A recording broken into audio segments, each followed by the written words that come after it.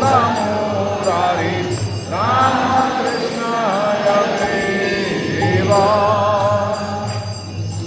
वामन श्री मधुसूदन ब्रजेन्द्र नंदन श्याम नरसिंह वामा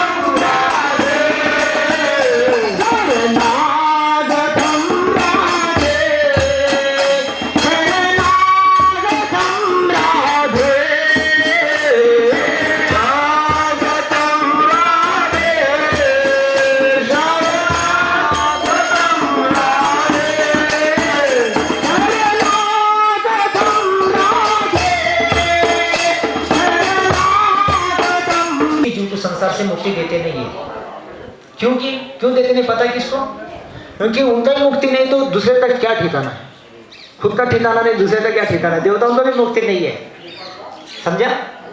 तो भगवान को एक बार मुक्ति माता मुक्ति देवी ने, कौन सी देवी? मुक्ति देवी ने भगवान को एक बार प्रश्न पूछा, अरे नाना, अरे कृष्ण, मैं संसार में सारे दुखी आत्माओं को मेरे शरण में आते तो मैं मुक्ति देता हूँ, तो मेरा मुक्ति कैसा होगा? ऐसा बोला उन्होंने। क्या बोला? संसार के सारे दुखी आत्मा मेरे शरण में आके मेरे से मुक्ति लेना चाहते हैं, एक दिन मेरे को भी मुक्ति चाहिए, तो मेरी मुक्ति कैसा होगा? तो भगवान ने बोला है, जितने भक्त लोग मेरे ब्रज में आके ब्रज रज में चलते हैं, यात्रा करते हैं, उनके चरणों के धूल में अपने आपकी मुक्ति उधर होगा, ऐसा बोला। भक्तों की सेवा करो, भक्तों की सेवा में आपकी मुक्ति है। मुक्ति माता भी इसलिए भक्तों की सेवा में जुड़ी है। इसलिए जब भागवत कथा हुआ था ना, वहाँ पे मुक्ति माता बैठी थी, गंगा माता बैठी थी, यमुना माता बैठे थे, सारे माता बैठे थे। हम ही नहीं थे, बाकी सब माताएं थे। वैसे तो कीड़ा मकोड़ा भी जन्म लेता है, कुत्ता भी बन के, बिल्ली भी बन के, तो क्यों देवता चाहते हैं ऐसा बन के आ जाए? क्योंकि इंसान बनने से भगवान को जानता नहीं है, देवता बनने से भगवान को जानता नहीं है, और असुर बनने से भी भगवान को जानते नहीं है। इसके लिए यहाँ का गर्व घमंड से भगवान से दूर हो जाते हैं। इसलिए प्रभु हमको कोई मनुष्य जन्म या देवताओं का जन्म या कोई असुरों का जन्म मत दो। जन्म देना है तो ब्रज में ऐसे कुत्ते का जन्म दे दो। कुत्ता सबका दर्शन करता है, सबको मानता है, जानता है, और मक्खी है, सब उसके ऊपर चलते हैं, उसका उद्धार हो जाता है। चींटी है, सब उसके ऊपर चल जाते हैं, वो मर जाता है, उसका उद्धार हो जाता है। इसलिए वो बोलते कीड़े मकोड़े कुत्ते बिल्ली की योनि में हमको ब्रज में जन्म दे दो। कोई स्वर्ग में भी दो, स्वर्ग के देवताओं को घमंड है ईश्वर का, तो भक्ति नहीं कर पाएंगे। और धरती में मनुष्यों को भी घमंड है, वो भी नहीं कर पाएंगे ऐश्वर्य की संपत्ति में। और उसके बाद असुरों को मद पीने में घमंड है, तो वो लोग भी आपको नहीं जान पाएंगे। इसलिए आपको कोई देवता का दानव का मनुष्य का शरीर मत दो। देना है तो ब्रज में कीड़े मकोड़े की योनि में जन्म दे दो, ऐसा बोलते हैं। तो ऐसे ब्रज महात्म्य में आपने शास्त्रों में बहुत सारा वर्णन है, बोलना तो बहुत कुछ, अपना समय नहीं है, तो बोलना यही चाहता हूँ मैं, जो देवी देवता है जो दे नहीं सकते हैं ऐसा चीज देती है मुक्ति माता, मुक्ति देती है। ऐसी मुक्ति माता को भी भगवान ने बोला है, मेरे ब्रज में चलने वाले ब्रज के ब्रज में आप चलो, उनके धुल में लेटो, आपकी मुक्ति उधर हो रहा। मुक्ति माता भी इसलिए ब्रजवासियों की सेवा में लगी रहती है, ब्रज भक्तों की सेवा में लगी रहती है। मुक्ति को भक्ति में कोई कीमत नहीं है, समझे ना? लेकिन मुक्ति के बाद भक्ति है, भक्ति सबसे ऊंचा है, इसलिए मुक्ति भी नहीं चाहते। मुक्ति मतलब क्या है? आपको घर में खाना पीना रहना सहना एसी बीसी ये सब लेके बैठे ना, इसमें शरीर में कैसा होता है, सब बैठे बैठे रोगी है ना, वो मुक्ति भी ऐसे ही है। बैठेगा सब मिलेगा, क्या शरीर से क्या करोगे? इसलिए भक्ति में क्या होता है? भक्ति में आंखों से देखना भक्ति है, कान से सुनना भक्ति है, मुंह से बोलना भक्ति है, हाथ से पैर से चलना भक्ति है, मन से सोचना ये भक्ति है। तो मुक्ति से ज्यादा भक्ति होती है। 1000 बार या 1 लाख बार बोलोगे ना मुक्ति मुक्ति मुक्ति, तब एक बार होता है भक्ति। तो आप में से कितने लोग मुक्ति चाहते हैं? हाथ उठाओ। मुक्ति ठीक है, चलो भक्ति कितने लोग चाहते हैं? तो भक्ति चाहिए, तो भक्ति की दान लाता है श्रीमती राधा रानी की। बाकी भौतिक संसार के हर चीजें देने वाली है देवता, लेकिन श्रीमती राधा रानी भौतिक चीजों को देने के लिए राधा रानी का अवतार नहीं, उसका जन्म नहीं है।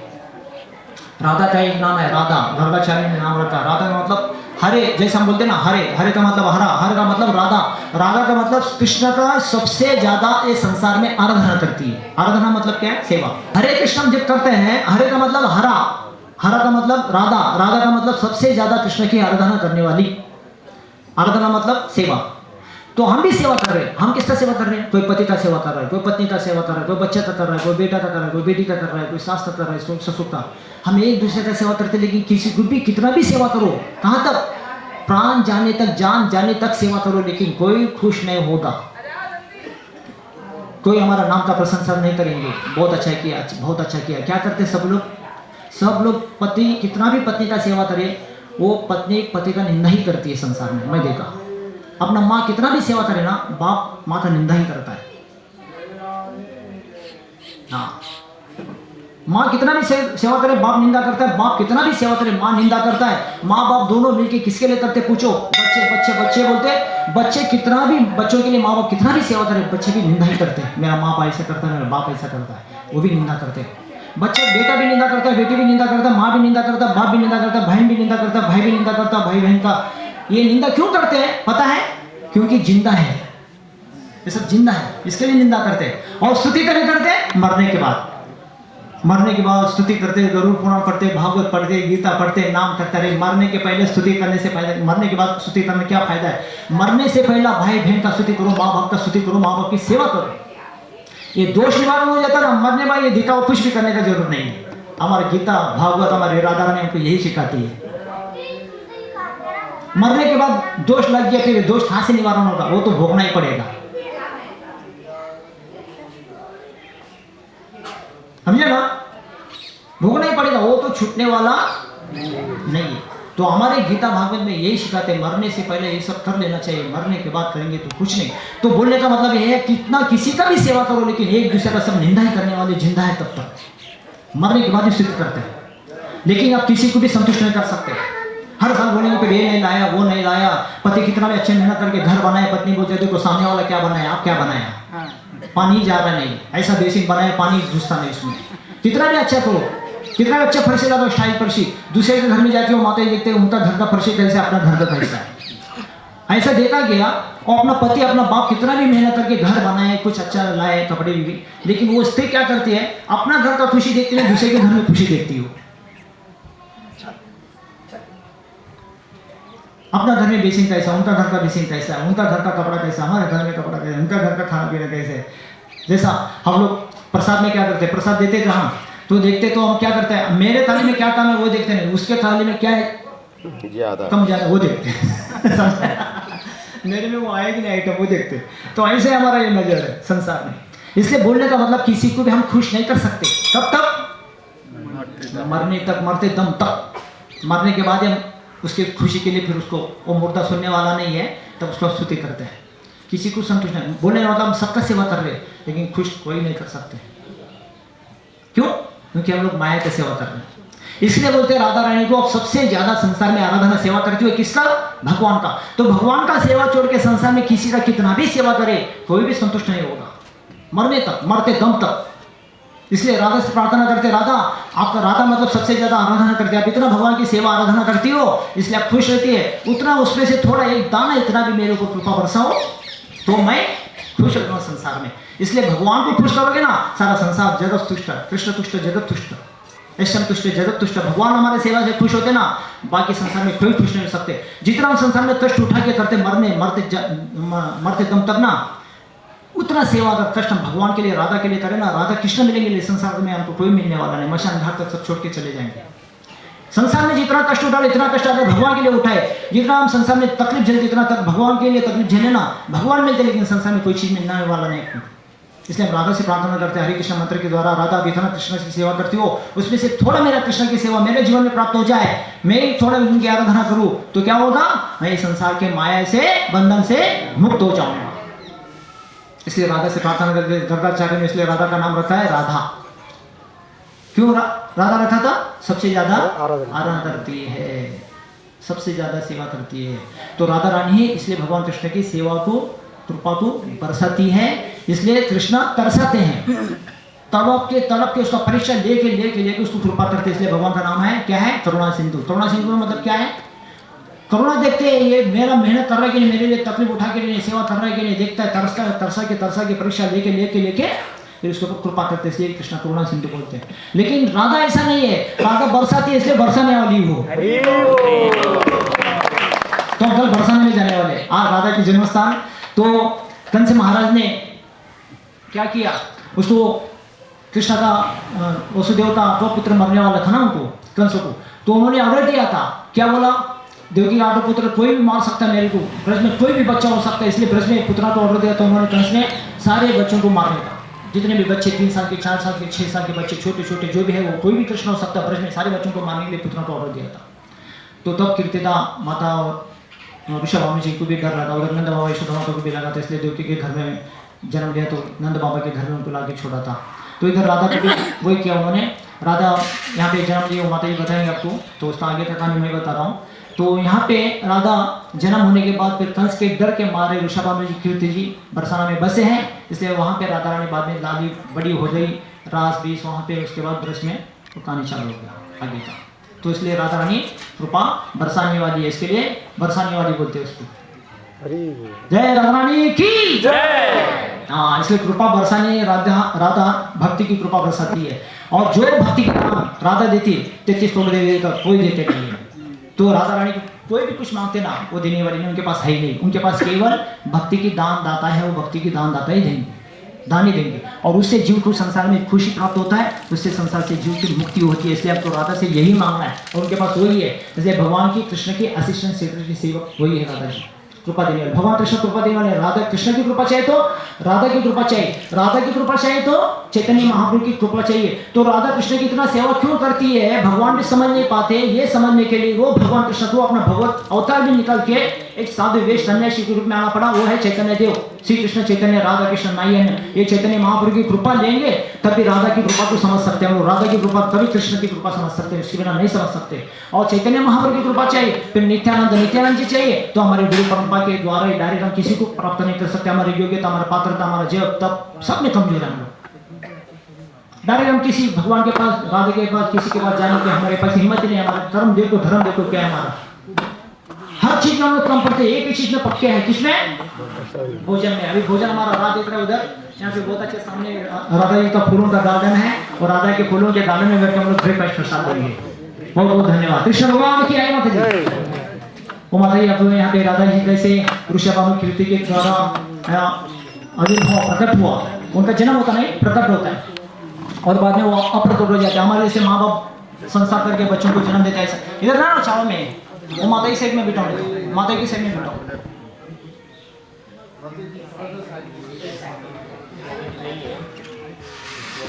तो माता जी बताएंगे यहाँ पे राधा जी कैसे प्रकट हो रही, उनका जन्म होता नहीं, प्रकट और अप्रकट। तो माता जी थोड़ा 5-10 मिनट के इसमें बताएंगे। बाद में हम लोग सामने फूलों का गार्डन है, तो जो लोग दक्षिणा दिया नहीं, दक्षिणा देके दर्शन करके आशीर्वाद देके हम जा सकते, क्योंकि अब मैं 25-30 साल से यहाँ पे मैं आ रहा हूँ। उस टाइम में सारे जंगल वन थे बढ़िया, अभी तो ब्रज का ब्रज जो चाहिए हमको मिलने वाला नहीं, क्योंकि आगे तरीके प्रभाव के कारण पूरा ब्रज जैसा होना चाहिए 12 वनों में, वन तो ढक के पूरे बिल्डिंग घरे बिरे हो रहे ना, सब जंगल जंगल सब गुम हो रहे। हम 20 साल पहले ब्रज, 25 साल पहले जो ब्रज में आके जो आनंद उठाते ना, वो सब कम हो जाता है। देखते हैं ना, नेचुरल जो चाहिए ना ओरिजिनल, वो नहीं है। सब घर बिल ये वो सब हो रहे ना। पहले इतना अच्छा हरा भरा पहाड़ी इलाका, जंगल जंगल, फूलों का ये वो, फलों का, बहुत अच्छा लगता था ब्रज में, हम घूमते थे। अभी आप जितना लेट करेंगे आपको ब्रज का रस भी मिलने वाला नहीं आगे तक, वो सब कली का प्रभाव के कारण, समझा। तो तभी मंदिर भी नहीं था, बहुत छोटा मंदिर था, एक ही कमरा था। लेकिन इधर आने वाले बहुत सारे भक्त लोग आते हैं, थोड़ा दान धर्म करते हैं, तो ये माता जी, प्रभु जी, इनके परिवार के लोग सब लोग सेवा करके धीरे धीरे इसको बढ़ाया। बहुत अच्छा है, यहाँ पे सुविधा हो गया थोड़ा।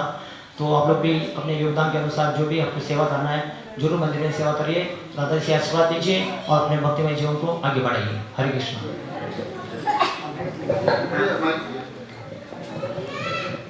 ये राधा रानी का जन्म स्थान है, रावल गांव, पुराना बरसाना।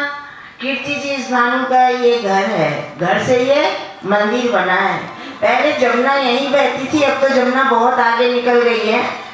तो कीर्ति जी की कोई कन्या नहीं थी, रोज यमुना में नहाती और आराधना करती, हे यमुना मैया मुझे कोई पुत्री दो, कन्या दो। कई वर्ष तक आराधना करी। एक दिन जब वो नहा रही थी तो एक कमल का फूल आता हुआ उनको दिखाई दिया। उस कमल के फूल को देख के भयभीत हो गए, डर गए। है तो ये पुष्प, लेकिन इसमें अनंत कोटान प्रकाश कैसे सोने की तरह दलदल चमक रहा था। धीरे धीरे धीरे धीरे धीरे पानी के बहाव से उनके करीब आ गया। जब तक सूर्य की किरणें निकल चुकी थी, सूर्य की किरणें उस पुष्प पे पड़ी तो कमल का फूल धीरे धीरे खिल गया। खिलते ही जब उन्होंने देखा एक छोटी सी कन्या नेत्र बंद किए हुए उसमें बैठी हुई थी, तब उन्होंने कीर्ति जी से कहा, आप रोज आराधना करती हो यमुना जी से कि मुझे पुत्री चाहिए, कन्या चाहिए। ए लो कन्या। वो कौन थी? श्री राधा रानी थी। उनके दोनों नेत्र बंद थे। सब जगह ये कहवा दिया कि हमारे यहाँ कन्या का जन्म हुआ है, लेकिन ये किसी को नहीं बताया कि उनके दोनों नेत्र बंद हैं। जब 11.5 महीने के बाद कृष्ण भगवान का जन्म मथुरा में हुआ तो कंस के भय के मारे रातों रात वासी जो नंद बाबा के यहाँ गोकुल ले आए। फिर नंद बाबा ने सब जगह निमंत्रण भेजा, सब गोप बालों को बधाई के लिए। सब गोप बाल वहाँ बधाई देने के लिए पहुंचे। यहाँ से बीस भानु जी कीर्ति मैया गई, गोद में राधा जी थे। जैसे वहाँ पहुंचे तो श्याम सुंदर पन्ना में झूल रहे थे। तो घुटनों के बल राधा उनके करीब जाकर बैठी। पलट कर कृष्ण ने राधा को देखा और राधा ने कृष्ण को देखा। जब उनके दोनों नेत्र खुले, कंस के भय के मारे तो उनको वहां ले गए। कंस वहां भी पहुंच गया, कभी पुतना को भेज रहा है, कभी मरकासुर, कभी वरकासुर को भेज के काफी भूचाल मचा दिया। नंद बाबा बड़े दुखी हो गए। नंद बाबा के पास 9 लाख गाय थी और विश्वानु के पास 11 लाख गाय थी। यानी ब्रज के सबसे बड़े राजा यही थे। जब कोई भी कार्य होता तो इनसे ही परामर्श लेते थे। सब गोप बाल इकट्ठा होकर इनके पास आए, बोले बताओ क्या किया जाए। कंस तो बड़ा दुखी कर रखा है, हैरान कर रखा है, इससे अच्छा कहीं दूसरी ओर चले जाना ठीक है। तो नंद बाबा सबको लेके उस जंगल के पहाड़ पे जाके बस गए, उसका नाम नंदगांव हो गया। विश्वानु जी कीर्ति मैया से बोले मेरा मित्र चला गया है, मैं अकेला यहाँ क्या करूँगा, हो सकता है कंस मुझे भी परेशान करेगा।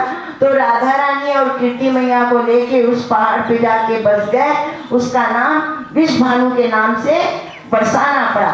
बड़ा पुष्ट पहाड़ है, ब्रह्मा जी का वरदान है उस पहाड़ को कि कोई भी राक्षस प्रगति का वहां नहीं पहुंच पाएगा, जो जाएगा वो पत्थर बन जाएगा। इसलिए विश्वानु वहां जाके बस गए, उसका नाम विश्वानु के नाम से बरसाना पड़ा। असली राधा जी का जन्म स्थान रावल पुराना बरसाना यही है। यहाँ बाल स्वरूप सेवा होती है, इसलिए इनको लाडली लाल के नाम से पुकारा जाता है। राधा रानी थोड़ी बड़ी हो गई, जब उनको बरसाने में ले गए तो वहाँ उनको किशोरी जी के नाम से पुकारते हैं। ये जो आप विग्रह देखे युगल सरकार, ये कोई बाजार की मूर्ति नहीं है जो लाके यहाँ पधरा दी गई हो, ये शंभु प्रकट है, उसी जगह से प्रकट है जहाँ से राधा रानी कमल के फूल में प्रकट हुई थी। तो ये नीचे वाले जो छोटे विग्रह हैं, इनको लेके हमारे जो पूर्वज थे ब्रह्मानंदी व्यास, राजस्थान जोधपुर से आके यमुना के किनारे काफी वर्ष तक उन्होंने तपस्या की थी। जब शिव जी ने उनको दृष्टांत दिया था कि मैं कली के वृक्ष के नीचे हूँ, मुझे निकालो, बोले मैया ये तो यमुना का किनारा है, करीली करील टैटी टैटी का पेड़ है, आप कौन से करील में विराजमान हो रही हो। तो बोले एक श्यामा गैया आएगी जहाँ 4 स्थान से दूध की धार देगी, उस जगह खुदाई करना। वो तपस्या में लीन मन में विचारे तो जमुना का किनारा है, गाय चढ़ते रहती है, उन्होंने कोई ध्यान नहीं दिया। जब शिव जी ने दृष्टांत दिया उस गैया का उन्होंने ख्याल रखा। जब वो श्यामा गैया आके गर्भगृह के पास खड़ी होती है और 4 स्थान से दूध की धार दे के जब वो पलट के जाती है, जब उठ के परमानंद व्यास ने उस जगह खुदाई की तो ये ऊपर वाले दोनों विग्रह उसी करीब के पेड़ से दूध ही दूध में शम प्रकट। फिर विग्रह की स्थापना कर दी गई, बड़ा मंदिर बनाया गया। वही पेड़ आज गर्भगृह के ऊपर है, उसके नीचे जड़ नहीं है, ऊपर ही जड़ है राधा कृष्ण के स्वरूप में। वहाँ जो भी दुख तकलीफ भक्ति जो भी अरदास करो वहाँ सबकी मनोकामना पूर्ण होती है। ओ लाली लाल की जय, ओ राधा रानी की जय, जुगल सरकार की जय, जय जय श्री राधे, जय श्री राधे, जय जय श्री राधे। भगवान कृष्ण की विरह में राधा जी कृष्ण के लिए फूलों की चयन करती थी, फूल चुनती थी। हाँ, फूल चुन के बढ़िया बढ़िया अच्छा सुंदर सुंदर सब अलग अलग फूलों का माला, फूलों की माला बना के भगवान कृष्ण की सेवा श्रृंगार करती थी, वो सजाती थी। तो इसके लिए ये राधा रानी का स्पेशल फूलों का गार्डन है। ये हम जो गार्डन में बैठ के खा रहे, ये फूलों का गार्डन है। यहाँ पे हर साल बहुत अच्छे अच्छे फूल आते हैं। तो राधा के जन्म स्थान में वहाँ पे भगवान कृष्ण को रात चढ़ाया जाता है। तो आज भी यहाँ पे भगवान की नित्य लीला, ये मंदिर वही है। राधा यहाँ पे झूला भी झूलती है, अंदर झूला है, राधा को कृष्ण को बिठा हुआ है, बाद में आप लोग दर्शन कर सकते हैं। और ये मंदिर के पीछे साइड में ही वहाँ पे रास व्यासासन है, जहाँ पे भगवान कृष्ण राधा रास करने के लिए यहाँ पे आते हैं। और युगल पेड़ भी है, युगल छवि है वहाँ पे, भगवान कृष्ण को राधा सजाती है, राधा कृष्ण को सजाते हैं। और यहाँ पे इसके बाद भगवान कृष्ण का राधा का रास मिलन होता है। तो रास मिलन व्यासासन भी है यहाँ पे। तो हर साल अभी आने वाले 4 तारीख को राधा जन्मदिन है। तो यहाँ पे साल में एक ही बार ये रावल में राधा के जन्म स्थान में एक ही बार बहुत बड़ा फेस्टिवल होता है, वो है राधा का जन्मदिन, राधा अष्टमी के दिन। जय राधा अष्टमी महामहोत्सव की जय। तो ये बहुत बड़ा पुण्य नगरी, पुण्य भूमि ही समझो। हमारे जीवन के भाग्य में हम ऐसे जगह में बैठ के खाते, इसलिए देवी देवता सब लोग चाहते हैं ऐसे ब्रज में जहाँ पे भगवान की लीलाएं स्थली है, वहाँ पे हम ऐसे कीड़े मकड़ी मक्खी चींटी बन के हम घूमते हैं। ये चींटियाँ वीटियाँ सब है ना, ये सब कोई ना कोई पुण्यात्मा है, ब्रज में जन्म लिया, मनुष्य जन्म लिया, लेकिन ब्रज में नहीं है। ऐसा ये पेड़ पौधे, इसके लिए यहाँ पे कोई चींटी को, जीव जंतुओं को या पेड़ पौधों को काटना मारना बहुत बड़ा अपराध पाप माना जाता है। कौन से जन्म के कौन सा पुण्यात्मा पता नहीं, ये सब इधर जीव जंतु जन्म लेते हैं, इसलिए यहाँ पे किसको मारना भी पाप है, गाली देना भी पाप है। ब्रजवासी कितना भी गाली दी है तो आपके लिए वो बड़ा पुण्य माना जाता है, आपका पाप घट जाता है उसमें। इसलिए गाली सुनना ही यहाँ पे ब्रज में रिवाज है। इसका मतलब नहीं ये सब गाली देते रहो, ऐसा नहीं। ये ब्रजवासियों का गाली सुनना है अपने को, लेकिन ब्रजवासियों को कोई कुछ बोलेगा अपने को पाप लगेगा। ब्रजवासी अगर अपने को बोलेगा अपना पाप मुक्त हो जाएगा। ऐसा माना जाता है। इसलिए ब्रजवासी लोग भी पुण्यात्मा ब्रज में जन्म लिया। हम अपने आप को भाग्यशाली पुण्यात्मा मानते हैं, लेकिन क्या फायदा, पुणे में बॉम्बे में जन्म लिया, ब्रज में नहीं लिया। इसलिए एक बच्चा इधर मैं मिला हूँ, उसको बोलता हूँ चलो, इधर पढ़ाई भी नहीं किया, ऐसे ही घूम रहा है, कर रहा है, खा रहा है, पी रहा है, गाय बच्चों का सेवा करता है। मैं बोला चलो आपको पुणे में घर देता हूँ, खाना पीना देता हूँ, पढ़वाता हूँ, मंदिर में रखता हूँ, अच्छा आपको कपड़े देता हूँ। बोला तो भी वो नहीं आना चाह रहा है। बोला क्यों नहीं, हम इधर राधा जी के जन्म स्थान में रहेंगे, मैं उधर नहीं आएंगे, ऐसे बोलता हूँ। देखो हालांकि पढ़ा लिखा नहीं है, लेकिन ज्ञान कितना अच्छा है। हम तो राधा जी छोड़ते नहीं, ऐसा बोल रहा हूँ। हाँ, अभी हम बोलते हैं हमारे माँ बाप छोड़ते नहीं है, वो बोलते राधा जी नहीं छोड़ते। अभी पढ़ा लिखा नहीं, उसको कोई सिखा ही नहीं है। मैं उसको बोला खाने पीने के लिए, रहने के लिए, कपड़ा विपड़ा सब देता हूँ, आ जाओ, बोलो तो भी नहीं आ रहा है वो, लोभ लालच के लिए भी। वो बोलता है हम इधर ही रहेंगे, इधर ही मरेंगे, लेकिन उधर नहीं आएंगे, बोल रहा हूँ। छोटा बच्चा, हालांकि 7 साल का बच्चा है। देखो उनका भाव भक्ति कैसा है।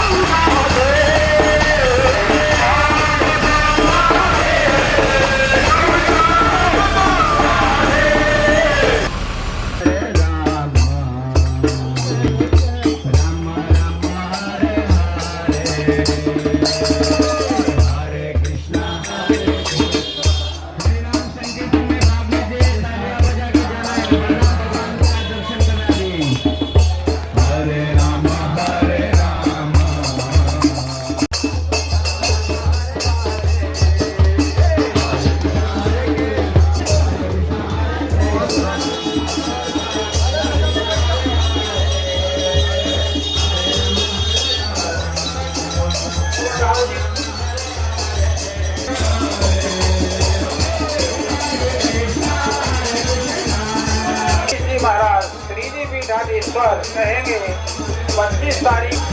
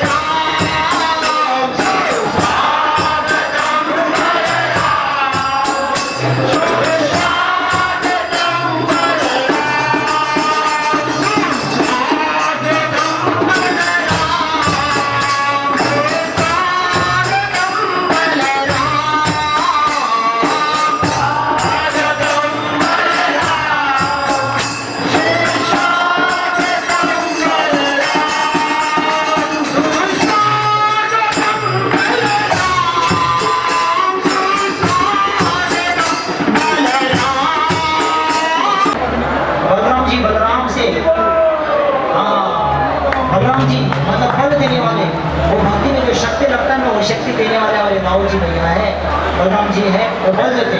तो जितना आप दाऊ जी को भक्ति को बल चाहिए या संसार चलाने के लिए बल चाहिए,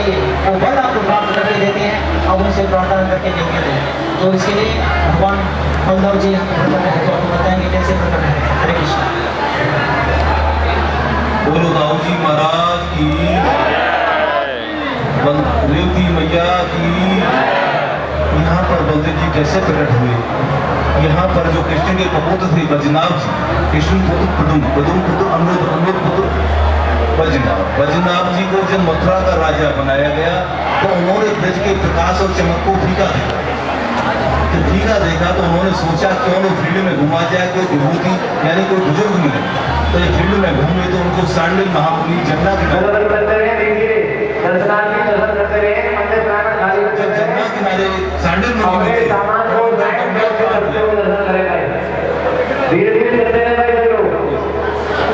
जब उनको दंडाई प्रणाम किया सांडिल महामुनि ने, तो उनसे पूछा बाबा मैं ब्रज में चमक और प्रकाश कैसे लाऊं, चमक और प्रकाश कैसे लाऊं? तो उन्होंने बताया कृष्ण बलदेव अनंत शक्ति है, उनके अवतार स्थान, उनकी लीला स्थानों पर उनकी प्रतिमा स्थापित की जाए तो अपने आप सूर्य चंद्र की तरह प्रकाश बढ़ जाएगा। तो यहाँ पर बलदेव जी का मंदिर बनाया और मंदिर समय काल के हिसाब से लुप्त हो गया। तो सभी चीज लुप्त हो जाती है समय काल चक्र के हिसाब से।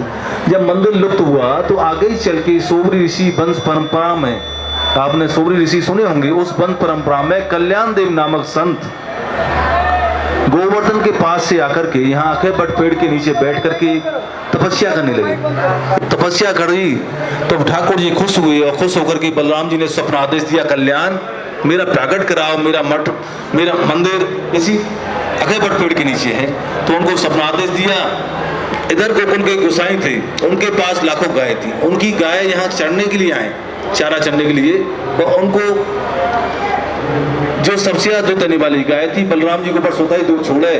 उन्होंने बहुत कुछ जांच कराया पर उनको कोई सफलता नहीं मिली। जब सफलता नहीं मिली तो गोसाई ने जांच बहुत कुछ कराई, जब सफलता नहीं मिली कल्याण देव को जो सपनादेश हुआ तो इन्होंने उन ग्वालों से कहा जो गायों को लेके आते थे कि यहाँ बलदेव प्रभु ने मुझको सपनादेश दिया है, तो आप यहाँ से जाओ तो गोसाई से बोलना बलदेव प्रभु ने मुझको सपनादेश दिया, यहाँ से बलदेव जी का मंदिर प्रकट होगा, बलदेव जी प्रकट होंगे। यहाँ से ग्वाल गए, ग्वालों ने जाकर के शाम को गोसाई से बोला। इधर बलदेव प्रभु ने कुछ ऊर्जा पावर संत के अंदर भर दिया। उन्होंने अपने हाथ चलाई, थोड़ा सा बलदेव प्रभु को प्रकट कर लिया। सुबह आकर के गोसाई ने देखा बलदेव प्रभु ने सहयोग दिया, बलदेव जी और रेवती जी दोनों का प्रकट हुआ।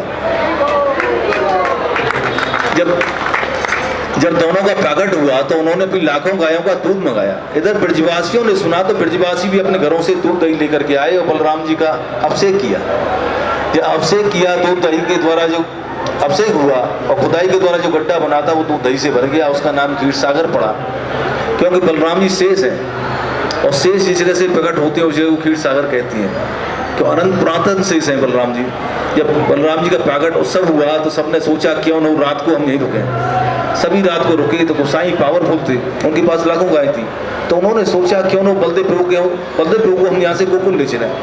संत के पास कोई नहीं छोड़ना चाहता, तो उनके मन में विचार आया। इधर कल्याण देव को फिर दोबारा स्वप्न आदेश दिया, कल्याण मैं अपने नाम से नगरी चाहता हूँ, गोसाई से मना कर दूँ, अगर ये न माने तो इससे कह दो ये पूरी ताकत लगाए। उनको सपना आदेश अपना बताया तो उन्होंने आदमी ज़्यादा बुलाई, बढ़िया बैलगाड़ी और ठाकुर जी को उठाने की कोशिश की। संत हैं कहीं विचार आ गया हो तो जब वैसे उन्होंने अपना जोर लगाया और ठाकुर जी तो हिले भी नहीं। जब बलदेव प्रभु नहीं हिले तो उन्होंने समझ लिया बलदेव प्रभु इनसे खुश हैं, तो बोले संत बाबा से कि बाबा आप सेवा संभालिए, जो जरूरत की चीज़ हो मुझे बताइए, मैं क्या करूं। बलदेव जी आपसे खुश हैं, दो बार आपको सपना आदेश दे चुके हैं। तो उन्होंने कहा बलदेव जी के लिए सबसे पहले भोग की व्यवस्था, तो भोग में खीर का भोग धरा सबसे पहले, क्योंकि राजभोग में आज भी रोजाना खीर का भोग धरा जाता है। और ठाकुर जी के लिए रजाई मांगी। रजाई तो आप जानते हैं, सभी भक्त हैं। ठाकुर जी के लिए रजाई और अपने लिए कंबल। शीत का समय था जिस समय बलदेव जी प्रकट हुए की व्यवस्था हो गई, सेवा करने लगे। सेवा करते करते बलदेव प्रभु की एक दिन कृपा हुई, मेरा पुजारी कहीं शीत में बीमार न पड़ जाए, इस वजह से अपने वस्त्र को देने लगे, रजाई को कंबल को लेने लगे। कोई भी संत कोई भी पुजारी ऐसा नहीं कर सकता, वस्त्रों का ट्रांसफर कर दे। जब ऐसा क्रम होने लगा, ग्वालों ने देखा एक तो ये देर से जगती हैं, क्यों शीत के समय हमारे यहाँ 7:45-8 बजे मंगला होती है, एक तो ये देर से जगते हैं और दूसरा वस्त्रों का ट्रांसफर।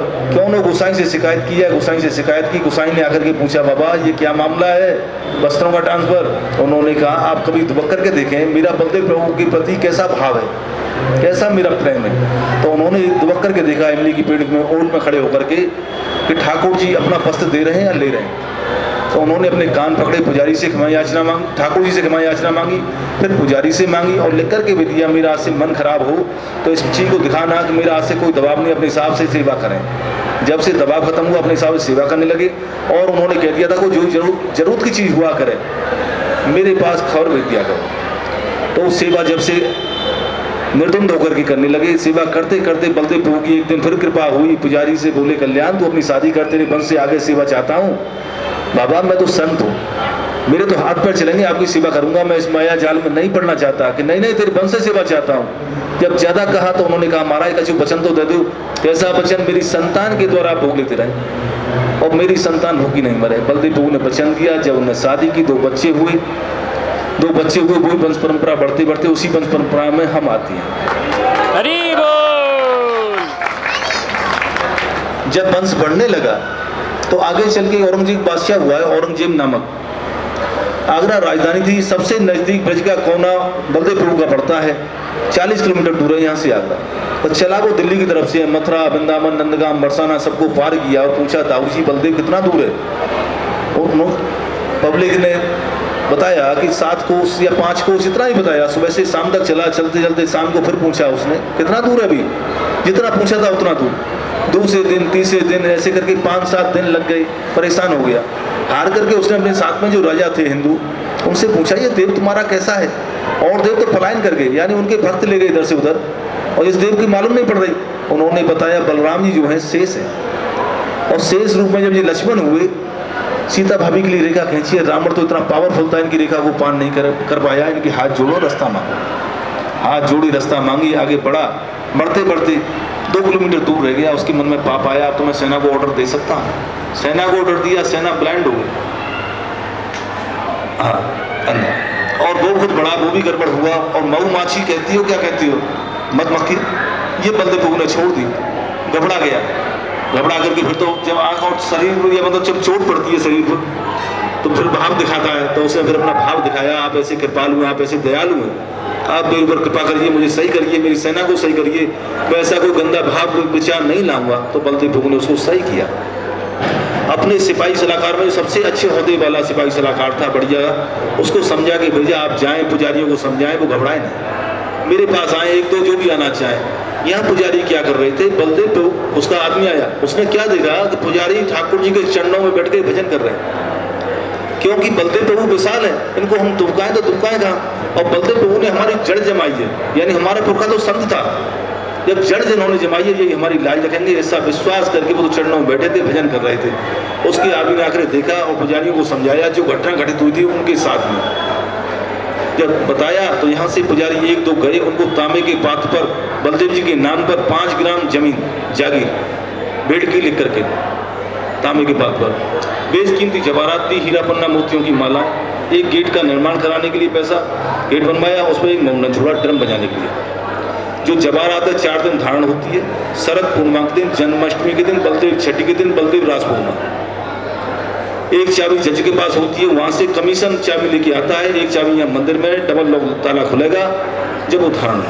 अब जैसे जन्माष्टमी को धारण हुई या फिर बलदेव छठी राधाष्टमी से 2 दिन पहले धारण हुई। ये सब व्यवस्था 5 ग्राम जागीर का मुसलमानी जागीरों को हड़पा नहीं गया है, यानी अपनी जो सरकार है अपना खर्चा काट करके पटवारी का और मंदिर में जमा करेगी, जो भी नियम चल रहा है। तो ऐसे जब बलदेव प्रभु का चमत्कार वैभव हुआ तो विशेष राजा महाराजा आए, विशेष चढ़ावा चढ़ा, तो विशाल मंदिर बना। पहले छोटा सा मंदिर था जो मार्केट में, और फिर धीरे धीरे मान्यताएं बढ़ी। जैसे जो जगन्नाथपुरी जाते हैं वहाँ से छड़ी लाते हैं, छड़ी लाकर यहाँ चढ़ाते हैं, वहाँ बैत बिकते हैं, 5-50 रुपए की मिलती है, वो यहाँ चढ़ाई जाती है, निशानी कि हम वहाँ की यात्रा करके आए। यहाँ से जाते हैं तो यहाँ के हिसाब से मिश्री प्रसाद को चीज वस्त्र, तो ऐसे। और जगन्नाथ बद्रीनाथ जाए, बद्रीनाथ से आकर मिलान करती हैं। ऐसे धीरे धीरे मान्यताएं बढ़ी और लाखों बच्चों के यहाँ केस उतरते हैं। जैसे जगन्नाथपुरी में झंडा चढ़ते हैं, हम भी चढ़ते हैं। बलदेव जी बल के धाम है, मैन पावर जो। तो बलदेव जी से ज्ञान का बल, भक्ति का बल मांगना चाहिए। बहुत दयालु है, नित्यानंद है, नित्यानंद देने वाले हैं। और हमारे यहाँ ऐसा भी लिखा है उसी बात पर, कि जैतसी बलदेव सर्वधर्म प्रवर्तक भक्ता नाम पालको नित्य शरणागत बंसर। क्यों भक्तों के ऊपर कृपा करने वाले बहुत दयालु हैं बलदेव जी, और सभी धर्मों के भक्त आते हैं। बोलो दाऊ जी महाराज की जय। अब बलदेव जी की जो पत्नी है, बलदेव जी से 2 युग बड़ी है। हरी हरी। बलदेव जी से 2 युग बड़ी है, सत्यों की है।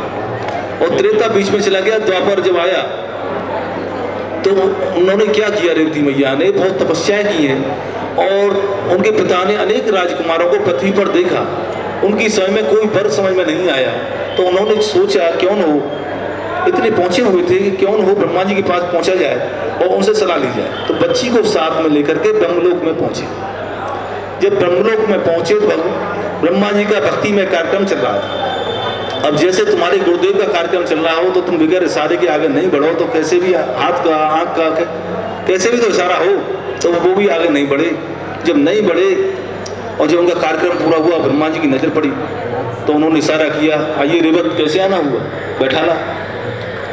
तो उन्होंने पूछा, आप कैसे आई हो रेवत?